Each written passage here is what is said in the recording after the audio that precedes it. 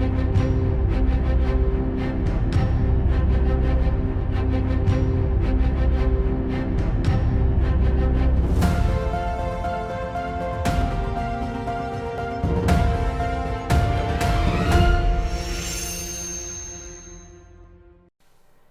देख रहे सभी दर्शकों का स्वागत। मैं हूं लवदी बडियाल। बुलेटिन की शुरुआत करते हैं हेडलाइंस के साथ। प्रधानमंत्री नरेंद्र मोदी ने नॉर्थ ईस्ट की पहली और देश की 18वीं वंदे भारत एक्सप्रेस को दिखाई हरी झंडी। 31 मई को भारत दौरे पर पहुंच रहे हैं नेपाल के प्रधानमंत्री पुष्प कुमार दहल। कांग्रेस अध्यक्ष मल्लिकार्जुन खड़गे और राहुल गांधी ने दिल्ली और पंजाब के नेताओं के साथ की बैठक। मध्य प्रदेश में 150 सीटें जीतेगी कांग्रेस, राहुल गांधी ने किया दावा। अब खबरें विस्तार के साथ। प्रधानमंत्री नरेंद्र मोदी ने सोमवार को नॉर्थ ईस्ट की पहली और देश की 18वीं वंदे भारत एक्सप्रेस को हरी झंडी दिखाई। पीएम इस कार्यक्रम में वीडियो कॉन्फ्रेंसिंग के जरिए जुड़े। बता दें कि यह ट्रेन असम के गुवाहाटी से पश्चिम बंगाल के न्यू जलपाईगुड़ी के बीच चलेगी, जो 411 किलोमीटर की दूरी 5.5 घंटे में तय करेगी। कार्यक्रम को संबोधित करते हुए पीएम ने कहा कि आज नॉर्थ ईस्ट की कनेक्टिविटी से जुड़े 3 काम हो रहे हैं। नॉर्थ ईस्ट को पहली made in India Vande Bharat मिल रही है। दूसरा कि ये पश्चिम बंगाल को जोड़ने वाली तीसरी वंदे भारत है। तीसरा ये कि मेघालय के लगभग 425 किलोमीटर ट्रैक पर इलेक्ट्रिफिकेशन का काम पूरा हो चुका है। नेपाल के प्रधानमंत्री पुष्प कुमार दहल 31 मई से 3 जून तक भारत दौरे पर रहेंगे। पिछले साल दिसंबर में प्रधानमंत्री बनने के बाद प्रचंड पहली बार आधिकारिक दौरे पर भारत आ रहे हैं। प्रचंड के साथ उनकी बेटी गंगा भी भारत आ रही है। इसके अलावा करीब 50 लोग भी इस दौरे पर उनके साथ रहेंगे। इनमें मंत्रियों के अलावा अफसर और जर्नलिस्ट शामिल हैं। दोनों देशों के बीच बॉर्डर से जुड़े मामलों पर भी बातचीत होगी। बता दें कि प्रधानमंत्री मोदी ने प्रचंड को भारत आने का न्योता दिया था। प्रचंड नई दिल्ली में प्रधानमंत्री मोदी से मुलाकात करेंगे। इसके अलावा वो राष्ट्रपति द्रौपदी मुर्मू, वाइस प्रेसिडेंट जगदीप धनखड़ और लोकसभा अध्यक्ष से भी मिलेंगे। यहाँ वो नेपाल इंडियन बिजनेस समिट को भी संबोधित करेंगे। भारत यात्रा के दौरान नेपाल के प्रधानमंत्री पुष्प कुमार दहल उज्जैन और इंदौर भी जाएंगे। उज्जैन में वो महाकाल के दर्शन करेंगे। खबर दिल्ली से सामने आई है, जहां एक लड़की की चाकू से गोदकर हत्या करने वाले आरोपी साहिल को गिरफ्तार कर लिया गया है। पुलिस ने उसे सोमवार दोपहर 3 बजे बुलंदशहर से गिरफ्तार किया। बता दें कि साहिल ने शाहबाद डेयरी इलाके में रविवार शाम 16 साल की साक्षी की सरेराह हत्या कर दी थी। साहिल ने साक्षी को 20 से ज्यादा बार चाकू मारा था। 6 बार उसके सर पर पत्थर भी पटका था। इस घटना का वीडियो सीसीटीवी में कैप्चर हो गया।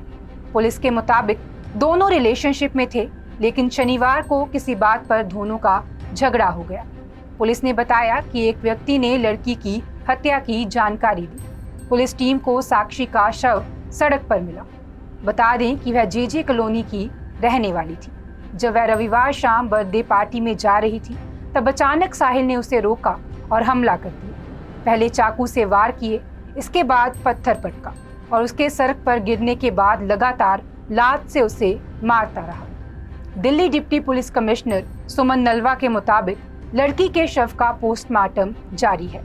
घटना की जानकारी मिलते ही सीएम केजरीवाल ने सीसीटीवी फुटेज ट्वीट करते हुए लिखा, दिल्ली में खुलेआम एक नाबालिग बच्ची की बेरहमी से हत्या कर दी जाती है। ये बेहद दुख और दुर्भाग्यपूर्ण है। अपराधी बेखौफ हो गए हैं। पुलिस का कोई डर ही नहीं। उन्होंने एलजी साहब से कहा कि कानून व्यवस्था आपकी जिम्मेदारी है, कुछ कीजिए, क्योंकि दिल्ली के लोगों की सुरक्षा सबसे महत्वपूर्ण है। वहीं दिल्ली महिला आयोग की अध्यक्ष स्वाति मालीवाल ने कहा कि दिल्ली में दरिंदों के हौसले बुलंद हैं। पुलिस को नोटिस जारी कर रहे हैं। सब हदें पार हो गई हैं। मैंने अपने इतने सालों के करियर में इससे ज्यादा भयानक कुछ नहीं देखा। मणिपुर में कुर्की और मेतेई समुदाय के बीच आरक्षण को लेकर 3 मई से ही हिंसा जारी है। रविवार को एक बार फिर राजधानी इम्फाल से लगे सैरो और सुगनू इलाके में हिंसक झड़प हुई। इसमें एक पुलिसकर्मी समेत 5 लोगों की मौत हो गई, जबकि 12 घायल हुए हैं। राज्य में हिंसा के चलते अब तक करीब 80 लोगों की जान गई है। 26 दिनों से जारी हिंसा के बीच पुलिस ने रविवार तक 40 लोगों का एनकाउंटर भी किया।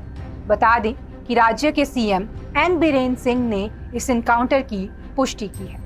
उन्होंने एनकाउंटर में मारे गए लोगों को मिलिटेंट बताया है। सीएम ने कहा कि ये लोग आम नागरिकों के खिलाफ M16, AK-47 असाल्ट राइफलों और स्नाइपर गन का इस्तेमाल कर रहे हैं। बता दें कि कई जिलों में कर्फ्यू लगा दिया गया है, जो अब तक जारी है। 31 मई तक इंटरनेट भी बैन कर दिया गया है और राज्य से अब तक 40,000 लोग पलायन कर चुके हैं। बता दें कि केंद्रीय गृह मंत्री अमित शाह 29 मई से 1 जून तक राज्य के दौरे पर जा रही हैं। वह सोमवार शाम को राजधानी इम्फाल पहुंचेगी। कांग्रेस अध्यक्ष मल्लिकार्जुन खड़गे और राहुल गांधी ने आज दिल्ली और पंजाब के नेताओं के साथ बैठक की। इस बैठक में चर्चा की गई कि कांग्रेस को केंद्र के अध्यादेश के खिलाफ केजरीवाल की आम आदमी पार्टी का समर्थन करना चाहिए या नहीं। बैठक में दिल्ली के नेताओं ने कहा कि दिल्ली में आपके साथ कोई गठबंधन नहीं होना चाहिए। साथ ही नेताओं ने दिल्ली के अधिकारियों के ट्रांसफर और पोस्टिंग को लेकर केंद्र के अध्यादेश के खिलाफ आपका साथ देने से भी मना किया है। हालांकि नेताओं ने तय किया है कि आखिरी फैसला हाईकमान ही लेगा। दरअसल 20 मई को केंद्र सरकार ने दिल्ली में अफसरों के ट्रांसफर और पोस्टिंग को लेकर अध्यादेश जारी किया था। केजरीवाल इसका विरोध कर रहे हैं और उन्होंने कांग्रेस समेत विपक्षी पार्टियों से इस पर समर्थन मांगा है।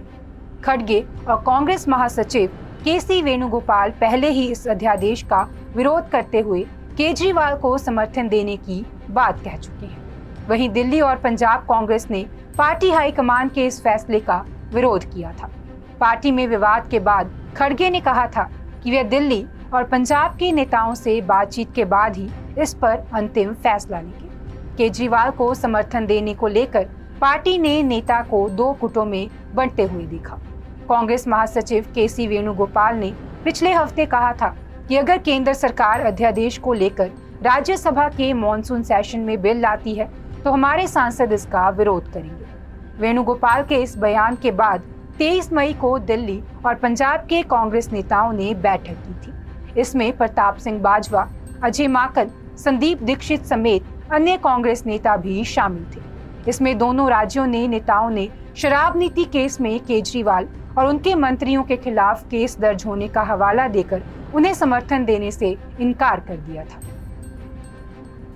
राहुल गांधी ने मध्य प्रदेश में होने वाले विधानसभा चुनाव को लेकर बड़ा दावा किया है। उन्होंने कहा कि कांग्रेस एमपी में 150 सीटें जीतेगी। राहुल गांधी के दावे पर प्रदेश कांग्रेस अध्यक्ष कमलनाथ ने कहा कि हम उनकी बात से सहमत हैं। सीएम शिवराज सिंह ने इस पर तंज कसते हुए कहा कि मन को बहलाने के लिए उनका ये ख्याल अच्छा है। हालांकि राहुल गांधी इस सवाल को टाल गए कि मध्य प्रदेश में कांग्रेस की ओर से सीएम फेस कौन होगा। दरअसल कांग्रेस अध्यक्ष मल्लिकार्जुन खड़गे और राहुल गांधी ने सोमवार को दिल्ली स्थित कांग्रेस मुख्यालय में एमपी के पार्टी नेताओं के साथ मिलकर चुनावी तैयारियों को लेकर बैठक की। राहुल गांधी ने कहा कि बैठक में हमारी लंबी चर्चा चली। हमारा आंतरिक आंकलन है कि हमें कर्नाटक में 136 सीटें मिली हैं, मध्य प्रदेश में 150 सीटें मिलने वाली हैं। कर्नाटक में जो किया उसे हम रिपीट करने जा रहे हैं। जंतर मंतर पर रविवार को पुलिस से हुई झड़प के बाद पहलवान सोमवार को दिल्ली से रवाना हो गए। पुलिस ने कहा कि हमने 38 दिन से धरना दे रहे पहलवानों को हर मुमकिन सुविधा दी थी, लेकिन रविवार को इन लोगों ने कानून तोड़ा है। डिप्टी पुलिस कमिश्नर सुमन नालवा ने कहा कि अगर पहलवानों ने अगली बार धरने की इजाजत मांगी तो हम उन्हें जंतर मंतर नहीं दूसरी जगह भेजेंगे। दरअसल रविवार को झड़प के बाद रेसलर साक्षी ने कहा था कि जब जंतर मंतर पर सत्याग्रह करेंगे।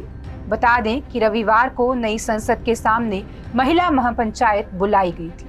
रेसलर्स ने वहां जाने के लिए मार्च निकाला और बैरिकेड्स भी तोड़े। इस दौरान पुलिस के साथ झड़प भी हुई। इसके बाद विनेश फोगाट, साक्षी मलिक, बजरंग पूनिया समेत कई पहलवानों को हिरासत में लिया गया।